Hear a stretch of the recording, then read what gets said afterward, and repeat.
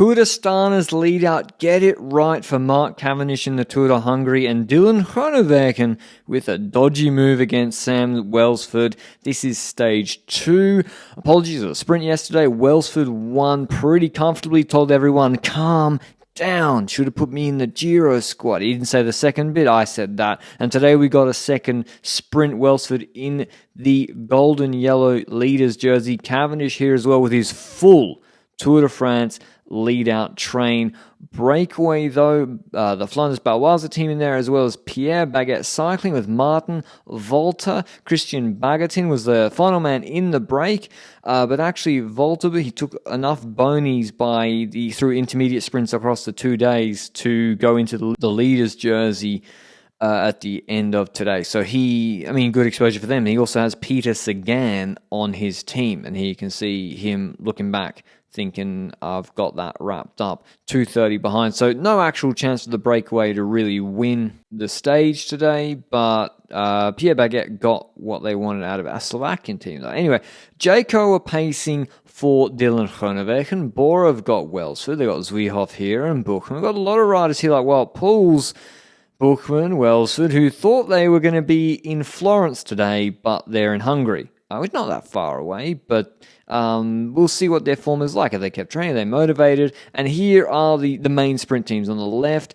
Trek for Matthias Vacek, Ineos for Elia Viviani, Jayco Alula for Dylan Groenewegen. Hirschi being kept safe. He's for GC, really, with 6.4Ks to go for UAE team members. Astana, very obviously, for Mark Cavendish. Rajovic, I think he might have been their preferred man today, Bahrain. He crashes, nearly takes out Buchmann. I don't know if he hit the gravel and was braking on the gravel or overbraked or what happened. He was on the right-hand side further up the peloton earlier, and then we don't exactly see how he crashed, but he's pretty badly banged up. And there's no real change to the order. It looks like Camworth on the right-hand side, but the Astana train is Merku last man, Case Bowles second last man, who's won like a Paris sprint, yes, a few years ago, but he's a big engine, and Gleb Syriza as the third last man, who is a pretty good sprinter himself. Like, he can win some sprints, and he could be a good last man on some teams. He's the third last man. So the question is, they got the experience with Merku, they got Cav in what I think is pretty good shape. It's a decent train Astana have put together. I think they signed Zelig as well, but he's not. I don't think he's good enough to be part of the three-man train. It looks like for the Tour it will be Syriza, Bol, and Merku is my guess. But with Buchmann being behind, I think he's their GC guy. Him or Zwiehoff for Bora Hansgrohe. They're at the back, so there's not really a big train for Welsford. There's no Van Poppel or Mullen here. They kept them in the Giro team anyway, but road furniture starting. Welsford's found the DSM train. He's in between Leipinge and his train. You see the Astana rider, I think it's Merku, calling over to Cav that they're going to go left, and there's some road furniture coming up just ahead.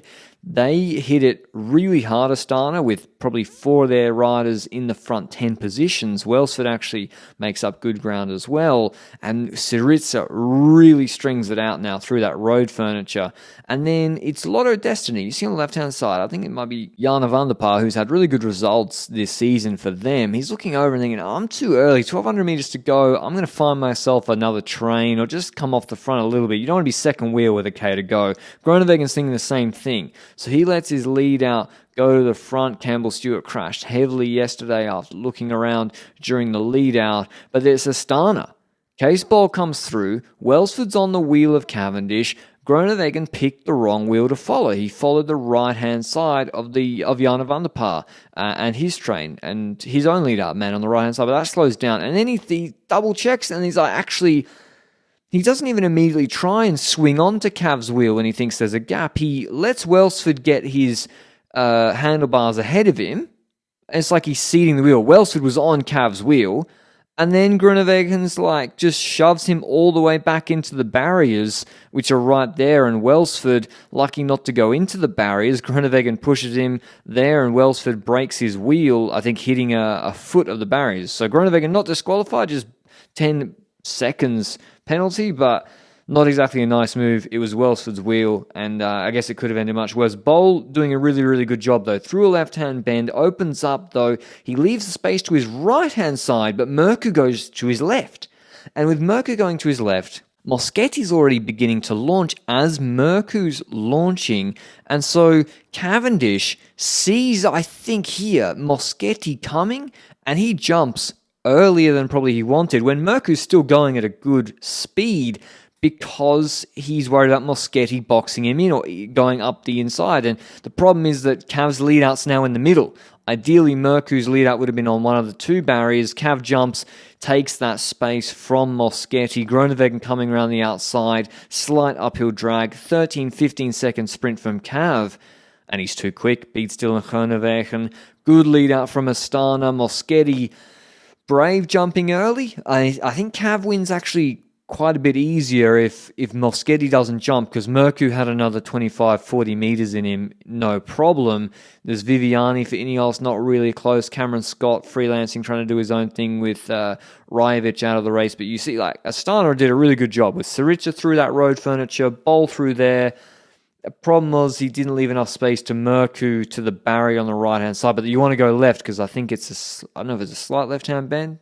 I mean, it looks pretty straight, so Bol probably should have left space to his right. But in the end, despite being in the wind earlier, Cav's just faster than Groenewegen. Groenewegen wasn't coming up quicker. He didn't. If he had another 30 meters, it wouldn't have changed the outcome. Will Cav win another Tour de France stage? It's good that he got some runs on the board for Astana already. Kind of reminds me of when he won at Tour of Turkey before his resurgence the other year. Welsford, probably disappointed, or definitely disappointed after that sprint. Cavendish wins ahead of Groenewegen, then Aberasturi, Varcek, Moschetti, Viviani, Cameron Scott, Peñalva, Hodge, and Lapinge. Here's what Cav had to say after the stage. Yesterday we didn't quite hit the lead out properly. Like, it was super good. Everyone committed 100% yesterday. We were just a bit eager, a bit too soon. So we talked about that to rectify it today. It was a completely different finish today. Obviously, not big boulevard, some corners to make it technical. And we executed exactly how we wanted to do. I'm so happy. We had Evgeny Gidic looking after us the whole day, so we didn't take any wind. He did the same yesterday, pulled.